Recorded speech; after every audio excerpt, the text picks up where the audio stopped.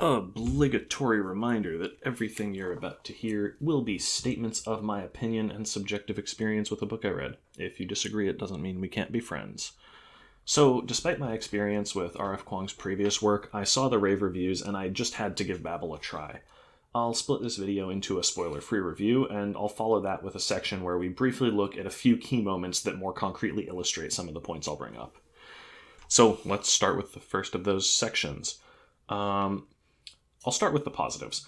The book is obviously well-researched. In its presentation of English society, of Oxford, and the numerous nuances it portrays of linguistic etymology and translation, Kuang clearly knows her stuff, and she does a surprisingly good job making these dense academic sections that one might expect to be dry some of the most engaging parts of the book. And that's not even meant as a subtle dig at the rest of the story. These sections can be genuinely enjoyable. It also provides interesting and nuanced commentary on colonialism. I disagree with the approach to providing that commentary in places, which we'll get into in the negative side, but the criticisms themselves are well conceived and integrated well into the plot. It also has a strong cast of central characters. Robin and his Babel cohort are well realized and believable characters. Their personalities drive conflict and interact with the plot. Robin's shyness in conflict with his justified, simmering indignance, in particular, are obvious catalysts for his role in the developing conflict from early on. You can tell those personality traits are set up clearly because I wrote that line for the script before I got to the payoff in the book. I also liked how cleanly everything looped back into the central critique of empire, and I thought that there was some excellent use of foreshadowing throughout as well. It felt like if you paid close enough attention, you could figure everything out ahead of time, but it only started to feel that way in retrospect, which to me is a sign of foreshadowing done just as it ought to be. On the negative side, we have to start with the issue of subtlety. In the realm of plot and characterization, over-explanation is ubiquitous to the point of absurdity. We'll get into numerous examples of the narrator telling the reader something that was just shown or could have easily been shown, or explaining character traits in the spoiler section, but suffice to say, it is a deeply infuriating reading experience that exemplifies the book's mistrust of its reader's intelligence and breaks up the flow of storytelling. Especially in particularly heavy moments, the narrator coming in to explain what's going on really defangs the emotions. It doesn't give the reader space to feel the feelings themselves. When you overtly tell me how hard or tragic something is, it removes the authenticity from my reaction. I need the chance to feel that. Prose and dialogue saw drastic improvements from the Poppy War, but they still weren't great. There was nothing especially terrible to point to, and there was the occasional inspired line peeking through, but those were closely outnumbered by the clunky, awkward sentences. Dialogue is similarly never terrible. There are a few moments where the characters step into the narrator's role of explaining things everyone already understands, and those obviously read awkwardly, but my main gripe is just that it doesn't do much to convey character. Personality in Babel is conveyed first through the narrator characterizing people directly, second through the character's actions, and only third through dialogue, exactly inverting the way it should be. Finally, let's look at the subtlety of the book's messaging, or the lack thereof. Babel is rightfully critical of British colonialism and its legacy. It's not merely a critique of colonialism as it occurred historically, but of its underlying attitudes, the white man's burden mentality that persists in many forms to this day, as well as the generally necessary attitude towards power required of those who hold it, and their dismissal of everyone they see as beneath them.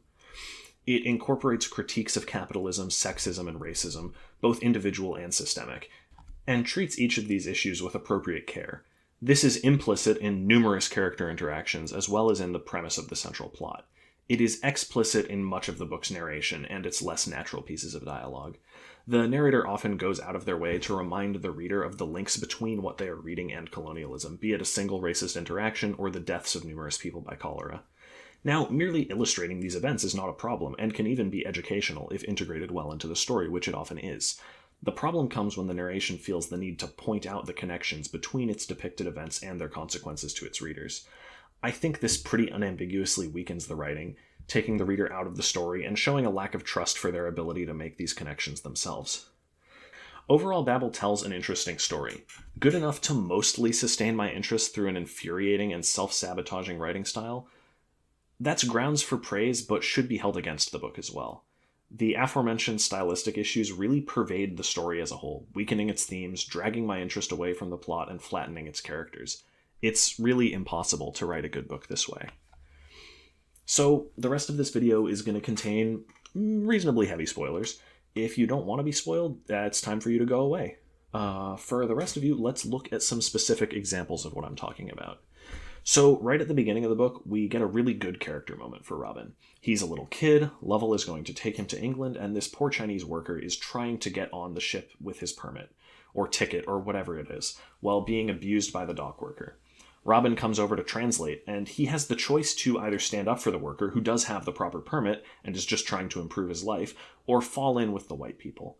Of course he chooses the latter. He chooses safety, which is not only realistic and good characterization, but it ties in perfectly with his persistent internal conflict between resistance to what he knows to be unjust and acquiescence for his own safety and comfort. Next, we have Robin's first meeting with Rami, which is good until the narrator feels the need to explain this dynamic between them. They've both felt alone, like outcasts all their lives. Meeting each other is revelatory and life-changing. This should be obvious to the reader from everything they know about Robin up to this point, and should be implicit for Rami as well. It should be even clearer for the simple fact that they get along so well. It certainly doesn't need to be explained, but the narrator harps on the point despite the fact that this is so obviously the first friend Robin has ever had. There's a moment later in that same section wherein Rami snaps something about a translation and the narrator says it was clear he wasn't actually angry, just passionate, which is your job to show through that dialogue and through his actions, not just to say. If it's clear to Robin, it should be clear to the reader immediately from Rami's actions. There's another shortly after where the narrator explains a key difference between Rami and Robin. Robin is quiet and keeps his head down while Rami tries to stand out. Again, this is obvious from their indirect characterization, and saying it as the narrator says that you just don't think the reader is perceptive enough to have caught on. One of the narrator's finest moments comes when several drunk students accost Robin and Rami, obviously because they're indignant to see people of color wearing Oxford robes. The narrator informs us that the atmosphere was no longer so cordial. If the narrator was already established as this drawl Tolkien-esque friend of the reader, who's just telling you a story, if the comment was treated as tongue-in-cheek in any way, it would have been a great joke. But if you haven't read it, you'll just have to take my word that that is not the tone at any point of this book. So I can only conclude that this was meant to be a genuinely helpful piece of narration, which is just brilliant, really. Later, we see Robin meeting back up with his brother Griffin, who's been, hiding underground, doing all these secret operations to undermine Babel. Griffin is actually a really good character for the most part. I think he and Robin have a pretty well-established relationship, and they sort of foil for each other quite nicely. But here we have a scene where they're meeting up after a while apart, and Griffin looks really rough and cold. Robin offers to buy him a coat, and Griffin says, "Don't patronize me," which is a great little piece of interaction. It's nice for both of their characterizations. It shows Griffin's obsession with his own independence, while implying that he still views Robin as a little brother who shouldn't be able to offer him real help. Of course, right after that, the narrator has to tell you Griffin was too proud, because that wasn't obvious from the dialogue. There's a section after Robin bails Rami and Victoire out when they're caught robbing Babel in the wards, where there's this tension about whether or not they're suspects, and Robin doesn't know how they were recruited into Hermes to begin with, and the narrator says, what was happening? Had they all been forgiven, or were they still waiting for the axe to drop? How had they all been recruited to Hermes separately? All of these are questions the reader should be asking themselves already. The fact that the narrator feels the need to ask not only stops the story and feels patronizing, but it indicates the assumption that the reader really won't be engaged enough to ask these questions themselves.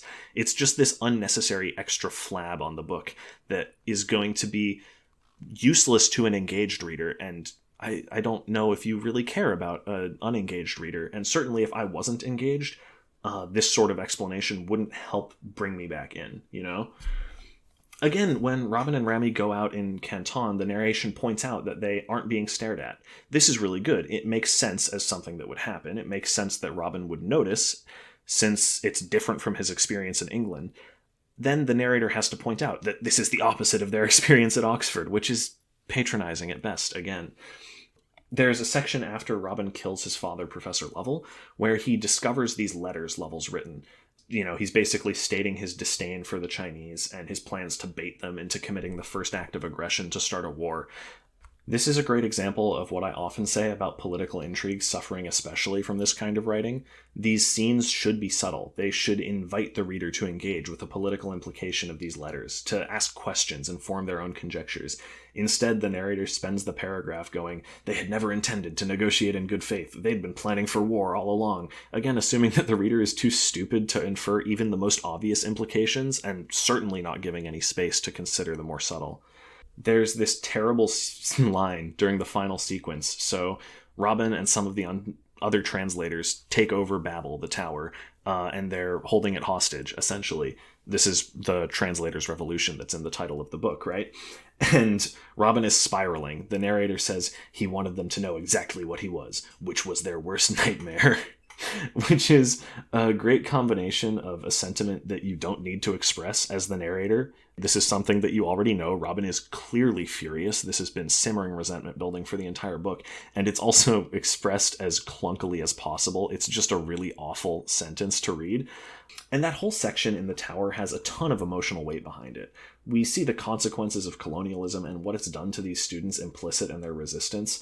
We see the cost of that resistance to them and to all of England. We see what Robin and co are willing to sacrifice to get their message across. And we really see these characters marching towards certain death in the name of their beliefs. That should be really powerful. This should be an incredibly emotional read. The narration really robs it of that, though. It goes into excruciating detail, over-explaining everything that I just said and more.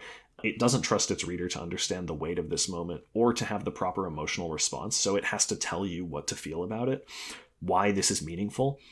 It doesn't give you the chance or the space to have your own emotions, to feel the feelings that it would have otherwise inspired.